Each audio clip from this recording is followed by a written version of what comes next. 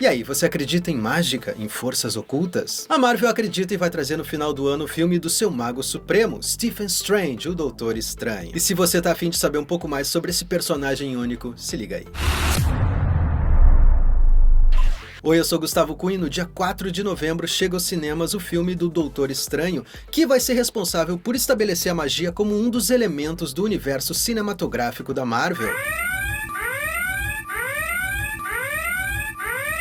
Ah, sim, esse é o meu alerta de spoilers. Significa que esse vídeo contém informações que podem potencialmente se transformar em spoilers. É que a gente acabou descobrindo o nome do personagem que vai ser vivido pelo Mads Mikkelsen no filme de novembro e, com isso, um possível desdobramento da trama. Então, se você quiser que isso continue sendo uma surpresa, é melhor você não assistir esse vídeo. Ao invés disso, eu vou colocar aqui em cima alguns outros vídeos meus pra você curtir, certo? Além disso, a gente vai falar sobre a origem do Doutor Estranho e muita coisa que a gente disser aqui pode acabar parando lá nas telas e não vai mais ser uma surpresa. Então, a escolha é sua se você vai embora ou se você fica aqui comigo. Eu gostaria muito que você ficasse. Então tá na hora da gente conhecer um pouco mais sobre esse personagem sem igual. O Doutor Estranho foi criado em 1963 pelo queridíssimo Stan Lee e pelo Steve Ditko e apareceu pela primeira vez na revista Strange Tales número 110. Nos anos 60, os jovens americanos começaram a se interessar por movimentos culturais alternativos. Nós tínhamos a literatura beat do Jack Kerouac,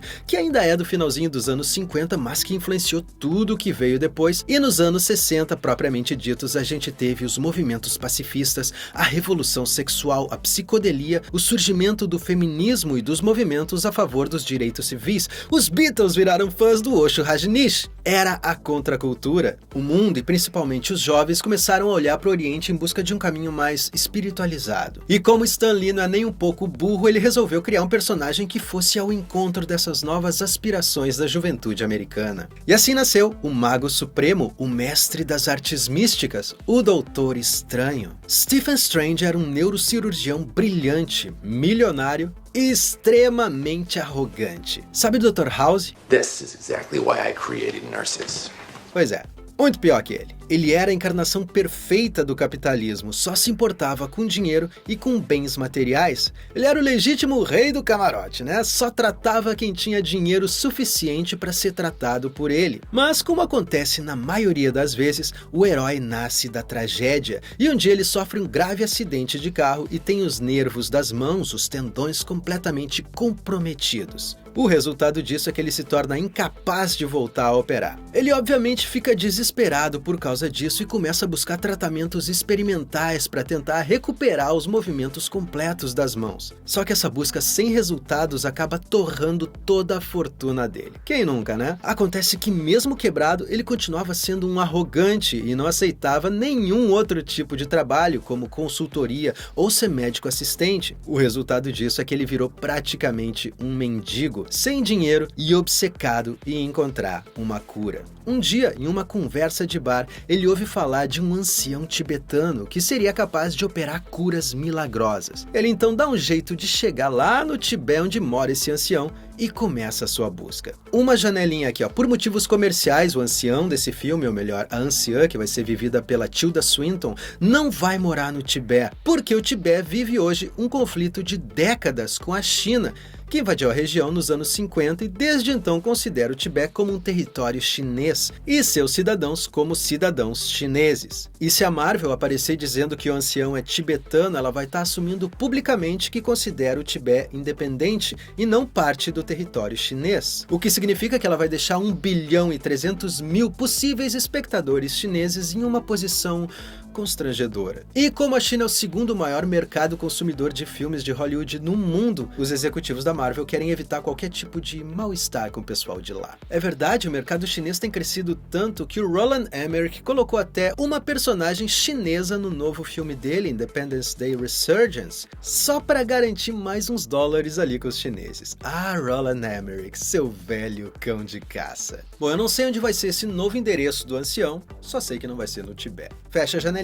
Voltando ao Stephen Strange. Ele finalmente chega ao Tibete e a muito custo consegue encontrar o palácio do ancião. Só que o ancião se recusa a curar o Stephen Strange porque ele só quer voltar a operar para ganhar mais dinheiro, né? Ao invés disso, ele se oferece para ensinar os segredos das artes místicas ao doutor.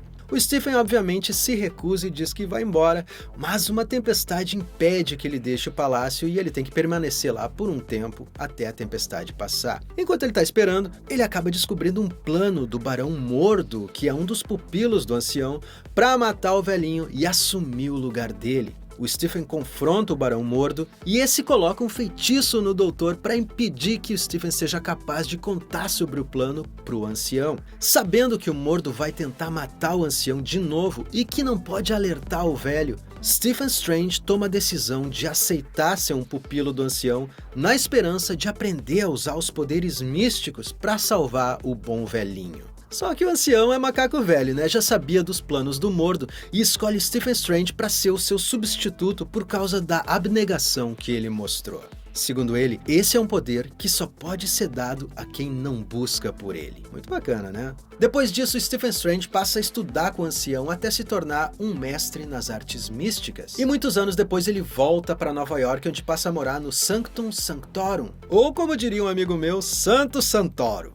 Esse é um lugar de convergência de várias energias místicas, um tipo de território pagão que o Doutor Estranho usa como casa. Daí em diante, Stephen Strange vai vivendo várias aventuras sobrenaturais até se transformar finalmente no Mago Supremo. E para se tornar um Mago Supremo, por sinal, ele tem que enfrentar um inimigo chamado Shuma-Gorath, que é uma espécie de adaptação do Cthulhu, do escritor americano H.P. Lovecraft, que ameaçava entrar nesse mundo através da mente do ancião. E infelizmente, a única forma de impedir que isso acontecesse seria matando seu próprio mestre. Quando isso acontece, Stephen Strange se torna responsável por proteger a Terra e a nossa dimensão e se torna o Mago Supremo. Depois disso, ele ajudou vários outros super-heróis e fez parte de vários outros grupos, entre eles os Vingadores Secretos e os Illuminati. E quando ele estava lá com os Illuminati, eles tomaram decisões bem difíceis. Uma delas foi nada mais, nada menos do que exilar o Hulk, mandar ele para fora da Terra. E claro que isso resultou em tragédia depois, né? E ele foi decisivo também durante os eventos da queda dos Vingadores para ajudar a derrotar a Feiticeira Escarlate que tinha pirado na batata. Bom, voltando aos primeiros anos, para marcar ainda mais essa característica espiritual e mágica dos anos 60 nas histórias do personagem, o Steve Ditko começou a deixar o visual dos quadrinhos cada vez mais lisérgico, por assim dizer. Além disso, ele e o Stan Lee resolveram colocar o endereço do Sanctum Sanctorum no meio de Greenwich Village, que era o bairro mais bicho grilo da época. E o resultado disso é que o personagem virou um sucesso, principalmente entre o público universitário. Tá bom, mas para que serve um Mago Supremo? Bom, existem várias dimensões místicas e espirituais e cada uma delas é protegida por um Mago Supremo. É esse cara que vai impedir qualquer ataque de ordem sobrenatural, invasões de seres divinos, demônios, seres de outras dimensões. Stephen Strange é o Mago Supremo da Terra e para ajudar na luta contra esses seres mágicos e sobrenaturais, ele conta com a ajuda de vários feitiços e grandes poderes, como a projeção astral e de algumas relíquias mágicas, como o Manto da Levitação, por exemplo. O Manto da Levitação permite que ele possa voar usando energia mágica sem gastar a sua própria energia, ou seja, o Doutor Estranho não precisa se preocupar com o trânsito, né? A hora do rush para ele é uma barbada.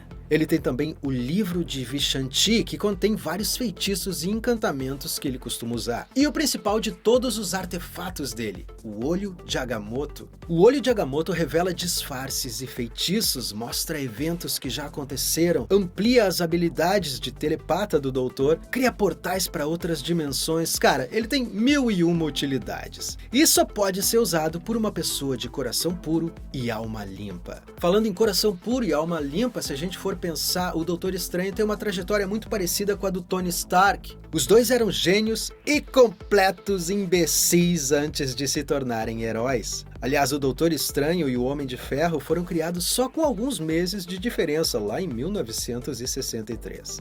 Curiosidades. Você sabia que Stephen Strange aparece no filme Capitão América, o Soldado Invernal?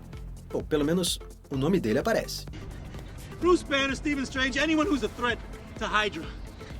Isso significa que na cronologia dos eventos da Marvel, na época dos acontecimentos de O Soldado Invernal, Stephen Strange já era um mago poderoso? Seria isso, Glória?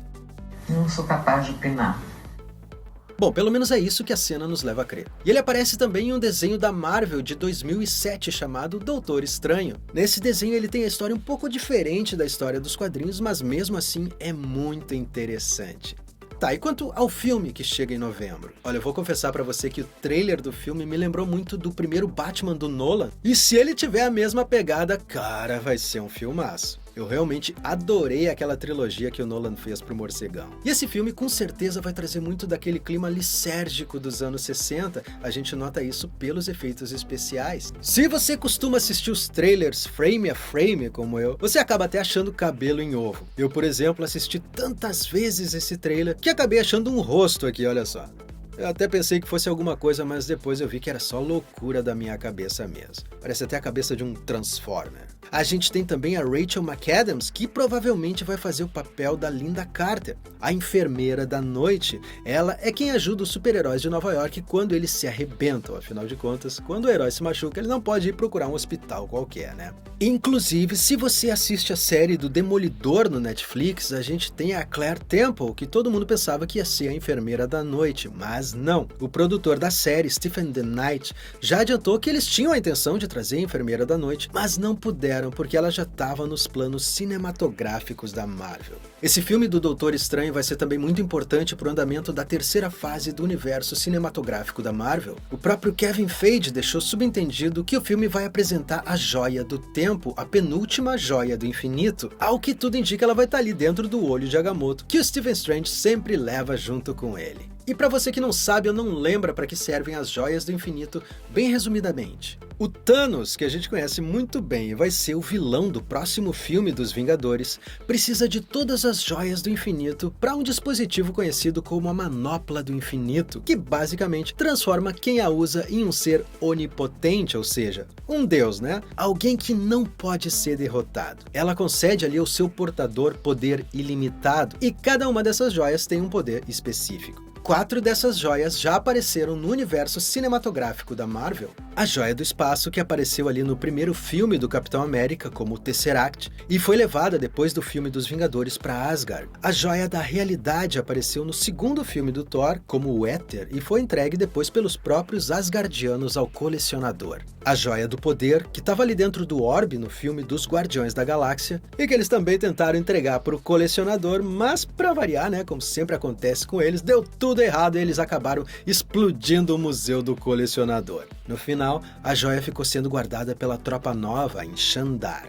E a Joia da Mente, que estava ali no cetro do Loki e durante a Era de Ultron, foi parar na testa do Visão e continua lá até hoje. E se realmente a Joia do Tempo for apresentada nesse filme, sobraria apenas a Joia da Alma, que poderia ser apresentada em Thor Ragnarok ou em Guardiões da Galáxia 2, e eu apostaria em Guardiões da Galáxia 2. E embora o próprio Kevin Feige tenha sinalizado ali com a Pedra do Tempo para estar dentro do olho de Agamotto, muita gente especula que faria mais sentido se essa fosse a Joia da Alma, porque ela combinaria mais com as propriedades do olho de Agamotto. Mas enfim, as Joias do Infinito dão um vídeo inteiro só para elas. Que, aliás, é uma boa ideia, né?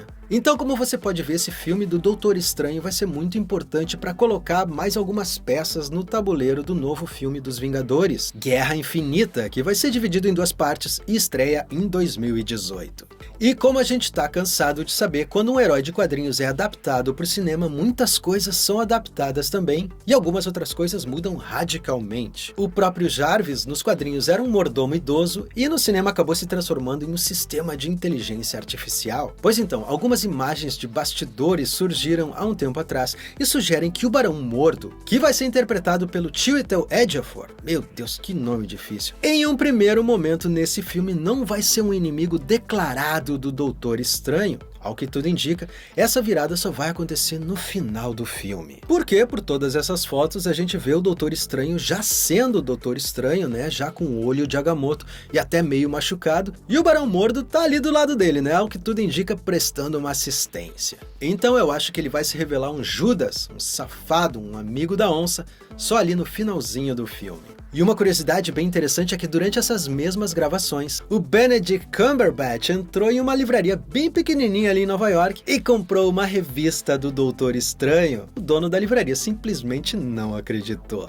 E essa revista que ele comprou se chama O Juramento e é muito bacana. Bom, e tá na hora daquele spoiler que eu tinha prometido, né? A última chance para você parar de assistir esse vídeo. É que essa revelação vai trazer também um possível desdobramento da trama e talvez você não queira saber disso. Bom, e mais uma vez o spoiler veio na forma de um brinquedo. Você lembra que a gente teve aquele spoiler gigantesco, literalmente falando com os bonequinhos da Funko de Guerra Civil? E a Lego também acabou dando um spoiler de Rogue One. Se você não sabe que spoiler é esse, eu vou deixar o vídeo aqui em cima para você conferir. E o spoiler que os brinquedos trouxeram dessa vez é a identidade do vilão que vai ser vivido pelo Mads Mikkelsen. Todo mundo pensava que ele poderia viver nesse filme o Dormammu, o grande inimigo do Doutor Estranho, mas o pessoal do site Heroic Hollywood teve acesso aos novos colecionáveis da Diamond Select Toys. E tem lá um brinquedinho com a roupa do Mads Mikkelsen, e o nome dele é Caecilius. Caecilius é o nome de um dos discípulos do Barão Mordo nos quadrinhos. Sendo assim, a gente pode imaginar que ele vai aparecer como o vilão principal a princípio, mas logo depois o Barão Mordo vai se revelar como o arquiteto por trás de toda a conspiração, seja ela qual for. E a Lego, há um tempo atrás, também já tinha dado um outro spoiler sobre Doutor Estranho, com outro possível vilão que ainda pode aparecer, porque o Barão Mordo é um bom vilão, mas ele não tem todo aquele glamour, né? Tá vendo esse bichinho aí? Esse bichinho parece o Shuma-Gorath, aquele mesmo monstro safado que estava tentando entrar no nosso mundo através da mente do ancião, e que obrigou nosso querido Doutor Estranho a matar o bom velhinho.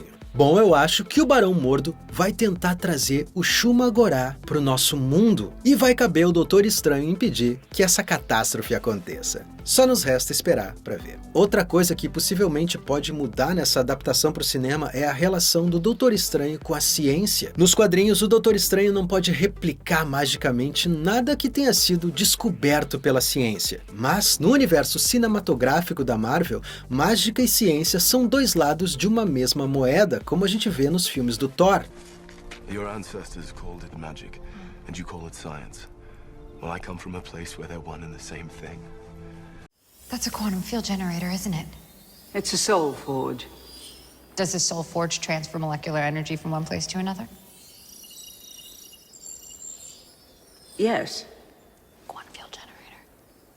Então eu tô muito interessado em como o universo cinematográfico da Marvel vai tratar dessa relação entre a mágica e a ciência a partir de agora. Essa separação entre as duas é um paradigma muito forte nas histórias do Doutor Estranho, e vai ser muito interessante ver como isso vai ser abordado a partir de agora no cinema. Bom, por hoje era isso, eu espero que você tenha gostado do vídeo. Se você gostou, dá um likezinho aqui embaixo que eu vou ser eternamente grato. E se inscreve aqui no meu canal porque toda sexta-feira tem um vídeo novo. E se você puder também compartilhe esse vídeo para que os seus amigos fiquem sabendo das novidades. E eu também vou deixar aqui em cima alguns outros vídeos meus para que você possa curtir também, certo? Uma vez mais, muito obrigado e até a próxima.